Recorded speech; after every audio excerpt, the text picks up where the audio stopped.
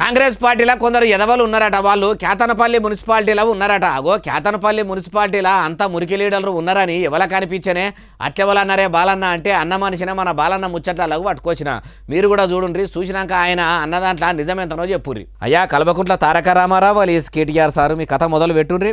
కేతనపల్లి మున్సిపాలిటీలో మొన్న మా మహిళా కౌన్సిలర్ల మీద అసభ్యంగా ప్రవర్తించిన వెధవలు ఎవరైతే థర్డ్ రేట్ కౌన్సిలర్లు కాంగ్రెస్ వాళ్ళు ఉన్నారో వాళ్ళ మీద చట్టపరంగా చర్య తీసుకోవాలి. మొన్నటికి మొన్న చైర్మన్ వైస్ చైర్మన్ల ఎన్నిక జరుగుతుండగా కాంగ్రెస్లో ఉన్న కొందరు కౌన్సిలర్లు బీఆర్ఎస్ పార్టీలో ఉన్న ఎర్రజెండా పార్టీలో ఉన్న కొందరు మహిళా కౌన్సిలర్లను తాకరాని తావుల దాక్కుంటా ముట్టరాని తావుల ముట్టుకుంటా అంత గలీజ్ చేసిండ్రని గులాబీ గుడిసెల ఉన్నోళ్ళు మొత్తుకుంటున్నారు కదా.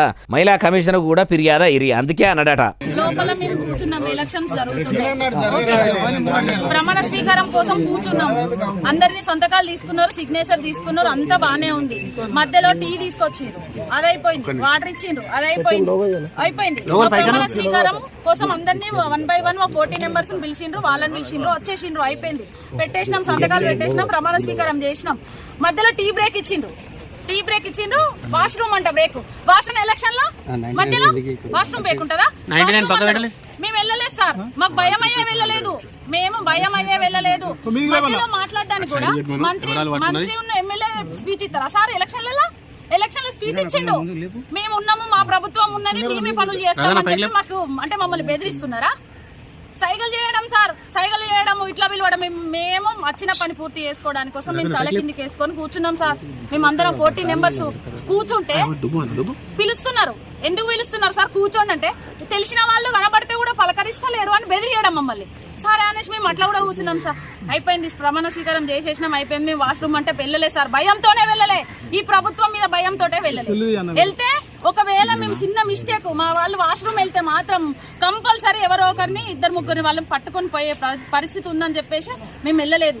లేడీస్ మాకు వాష్రూమ్ అంటే టాయిలెట్ వచ్చినా కూడా మేము వెళ్ళలేదు, అక్కడే కూర్చున్నాం. వీళ్ళు ఎత్తుకపోతారని మాకు తెలిసి ఆ ప్రభుత్వం అట్లా చేస్తుర్రని. సరే అయిపోయింది సార్. అదైపోయినాక ఏం చేసిండ్రు, మునన్న అని మన 8వ వార్డు కౌన్సిలర్ ప్రమాణం స్వీకారం అయింది సార్.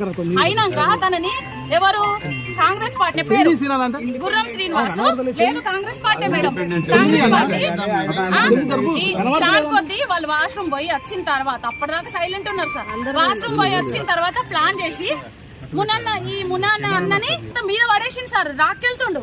అరే ఎందుకు తీసుకెళ్తున్నావు అన్న అనేసి మేము అడ్డం ఉన్నాం. అడ్డం ఉంటే మా లేడీస్ కూడా చూడకుండా ఇష్టం వచ్చినట్టు చేతులు వేయడం సార్. ఇష్టం వచ్చినట్టు చేతులు వేస్తే మేము అన్నకు ప్రొటెక్షన్ ఇద్దామనేసి ఇట్లుంటే మమ్మల్ని మొత్తం టచ్ చేయడం, ఇష్టం వాళ్ళని.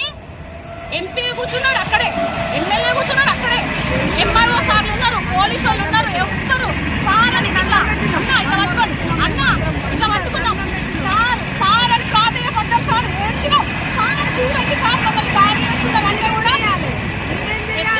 అసలు వాళ్ళు ఎట్లా నిర్లక్ష్యం అంటే ఇట్లానే నిల్చున్నారు సార్. అధికారులు మొత్తం ఇట్లానే నిల్చున్నారు. ఇదే ముచ్చట. అందుకే వాళ్ళ మీద చర్యలు తీసుకోవాలని కేటీఆర్ సారు ఎన్నికల సంఘాన్ని డిమాండ్ చేసిండు. తెలంగాణ రాష్ట్రంలో మహిళా కౌన్సిలర్లకే రక్షణ లేకపోతే ఇక సామాన్య మహిళల ముచ్చటేంది, వాళ్ళ పరిస్థితి ఏంది? ఓ పోలీసు మంత్రిగా ముఖ్యమంత్రి యనమల రేవంత్ సారు తమరి కాంగ్రెస్ పార్టీలో పరాయి మహిళలను తాకరాని తావుల దాక్కుంటా ముట్టరాని చోట ముట్టే ముదనష్టపు మొగ కౌన్సిలర్లు ఉన్నారట. వాళ్ళ మీద మీ కాంగ్రెస్ క్రమశిక్షణ కమిటీ ఏమన్నా చర్యలు తీసుకుంటుందా? మేం తీసుకొస్తామన్న మార్పు ఇదే అని ఊకుంటదా అంటూరు ఏ ముచ్చటిన్నోళ్ళు.